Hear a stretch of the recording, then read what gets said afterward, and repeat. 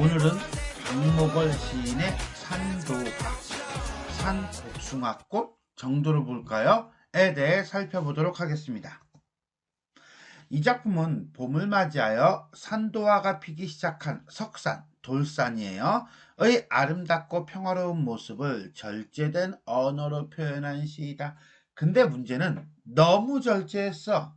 너무 절제해서 하고 싶은 말이 뭔지를 모르겠어. 뭐 이러는 거예요. 실제 산이 아닌 가공에 만든 거죠. 허구적인 이상적인 세계인 구강산. 구강? 입 안에 있는 산? 아니야. 강이 9개. 구강산은 신비한 보랏빛 석산으로 그려져 신비로움을 더한다. 보라색이라고 하는 게 조금 그렇죠. 보라색이라는 게 이쁘긴 진짜 이뻐요. 물론 보라색으로 된 옷을 입어서 이뻐 보이기는 쉽지는 않지만, 자, 산도화가 두어송이 피어나는 이른 봄, 정적이 흐르는 가운데 발을 씻는 암사슴의 모습은 체크, 정적, 발을 씻다, 움직임, 정중동. 암사슴의 모습은 탈속적인 공간의 이미지를 만들어주며 나오네. 정중동의 동양적 세계관을 보여준다 라고 평가를 받고 있습니다. 자, 그렇다면 우리는 전체 4개의 연어로 된 진짜 절제된 언어로 표현한, 자, 산도화 본문 한번 살펴보겠습니다. 산은 구강산, 보랏빛 석산, 산도화 두어송이 송이 버는데, 봄눈노가 흐르는 옷 같은 물에 사슴은 암사슴 발을 씻는다. 자, 기본적으로 이건 7호조 3음보의 형태인 것 같아요. 그죠? 자, 이거 봄눈노가 흐르는 옷 같은 물에 이렇게 되죠. 그죠? 봄눈노가 흐르는 옷 같은 물에는 하나의 그룹해야 되는데 이게 끊어놨어. 그지? 근데 7자 5글자. 사슴은 암사슴 발을 씻는다. 자, 3음보죠? 자, 한행 한 구절 한 구절 살펴보도록 하겠습니다. 산은 구강산, 보랏빛 석산. 자, 시적 대상을 제시하고 있나요? 일단 기본적으로 구강산이에요. 구강산은 아까도 언급했지만 실제로 존재하는 산은 아닙니다. 산 속에 강이 9개가 있대. 그러니까 한마디로 뭐야? 큰 강이 흐르는 산 정도. 이 산이라고 하는 걸 본다면 약간 도교적인 분위기도 조성하고 있다라고 보시면 되겠고요.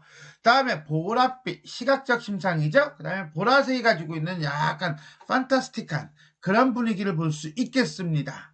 자, 그 다음에 보랏빛 석산 해가지고 석산 해서 음성률, 일종의 시옷음이 반복되고 있다라고 하는 걸 볼 수 있어요.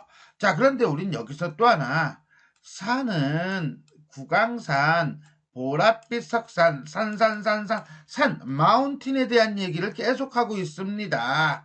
자, 이 산이라는 글자를 마지막에 배치해서 일종의 가군의 형태를 띠고 있고요. 점층적 표현을 통해서 산의 이미지를 강조하고 있다. 산, 어떤 산, 구강산, 어떤 구강산, 보랏빛 석산. 그러면서 속세에서 많이 떨어져 있는 산의 속성, 어떤 신비로움, 이런 분위기, 그것을 강조하고 있다라고 보시면 되겠습니다.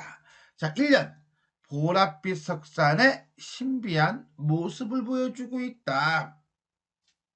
2년 가볼까요? 산도화 두어송이 송이 버는데, 산도화, 산복숭아꽃이고요. 복숭아꽃 그러니까 뭐가 떠올라? 머릉도원 이러는 거예요. 근데 두어송이야, 잔뜩 내지는 흐드러지게 꽉꽉 차고 많이, 이런 표현이 아니라 고작 두어송이? 꼴랑? 근데 이 꼴랑이 이거를 보여줘요. 이게 뭔데? 여백개미. 그래서 이 두어송이는 잔뜩 흐드러지기가 아니라는 점에서 여백개미를 보여준다라고 평가를 받고 있으며, 송이, 버는다라고 하는 것은 일종의 벌다예요. 자동사. 그래서 틈이 나서 사이가 뜨다, 맞닿은 자리가 벌어지다, 식물의 잎이나 줄기가 옆으로 뻗다 등등등으로 본다면 아마 3번 정도로 본다면 송이 뻗는데, 한마디로 피는데, 이렇게 보면 되겠어요. 그래서 겨울을 극복한 일종의 생명의 탄생을 보여주고 있다. 이어는 두어송이 피어나는 산도와 봄눈노가 흐르는 계절적 배경 나오죠, 그죠? 자, 일단 눈이에요. 눈이라고 하는 차가운 이미지와 봄이라고 하는 따스한 이미지, 이 두 개가 묶어서 뭐 했어요? 노가 흐르다라고 표현하고 있습니다.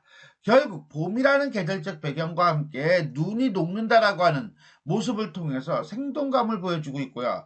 봄 자체가 스프링이잖아. 텅텅텅. 옷 같은 물에 옷 같은 물? 옷 같은 물이니까 옥수죠. 옥수니까 옥계, 계곡이에요. 그래서 이거는 결국은 신선의 세계 정도로 이해하시면 되겠습니다. 3년, 봄눈노가 흐르는 맑은 시냇물, 물이죠. 사슴은 암사슴, 사슴은 사슴인데 어떤 사슴? 암사슴. 여기서 말하는 사슴, 우리가 흔히 사슴 그러면요, 순수한 존재, 고결한 존재 이렇게 많이 얘기해요. 더더군다나 국왕산에 사는 사슴이니 인간 세계에서 멀리 떨어진 존재.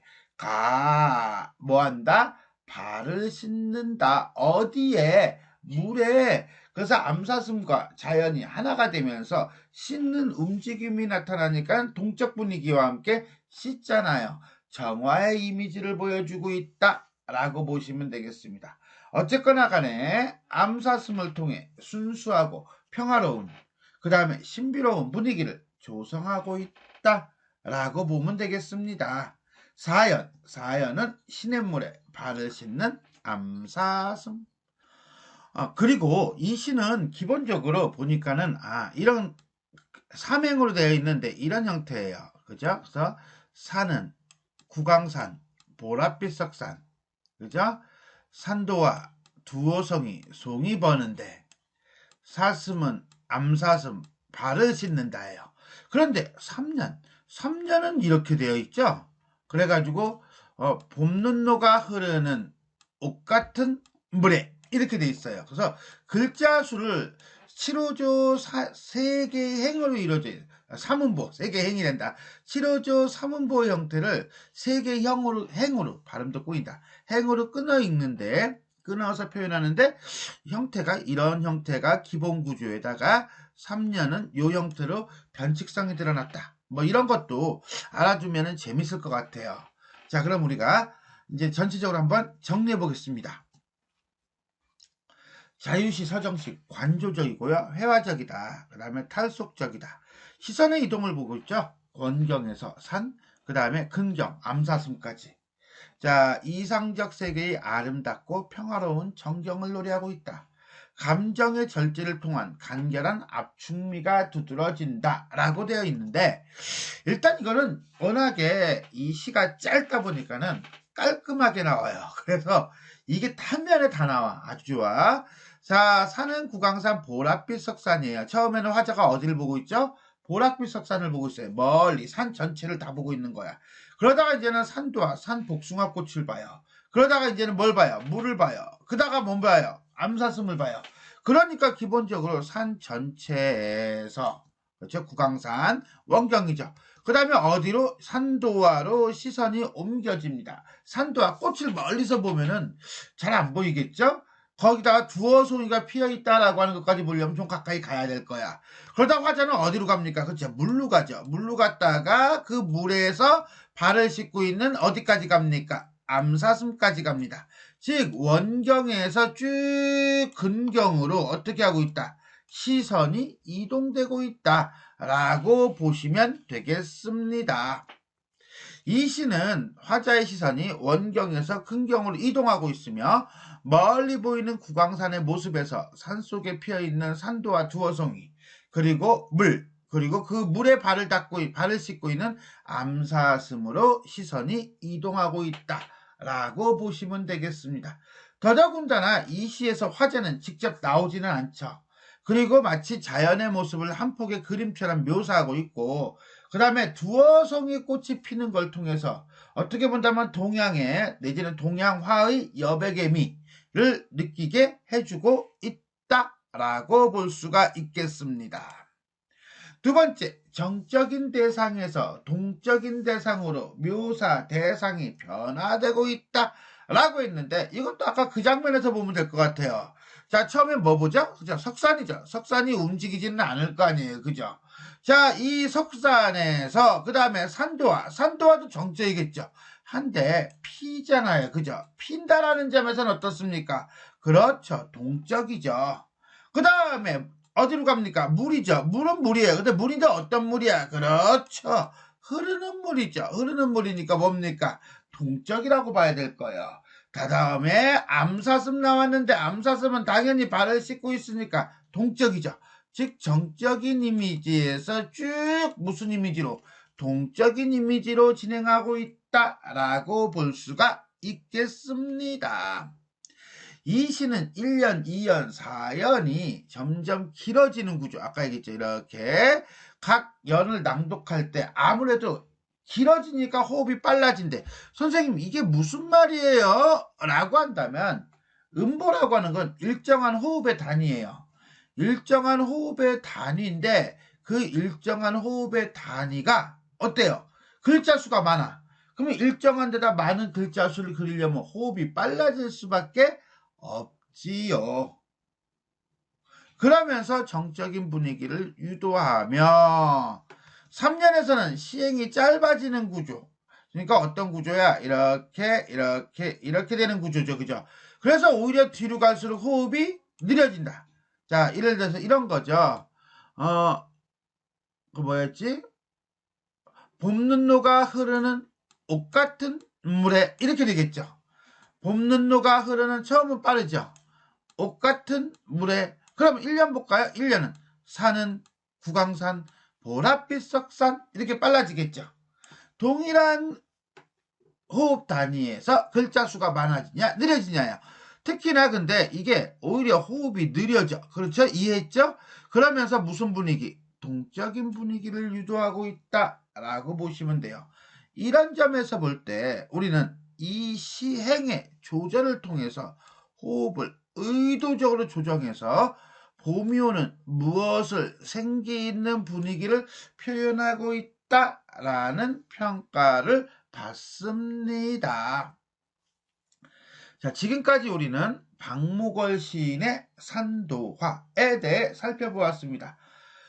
워낙에 짧고 간결하기 때문에 사실은 많은 것을 얘기하기가 조금 어려운 그런 작품이에요. 그러나 또 이렇게 워낙에 간결하다 보니까 이게 숨어있는 게 많은 작품이기도 해요. 아무튼 잘 챙겨서 살피시기 바라겠습니다. 지금까지 내용이 도움이 되셨다면 좋아요와 구독 버튼 눌러주시고요. 알람 설정 부탁드리겠습니다. 수고하셨습니다.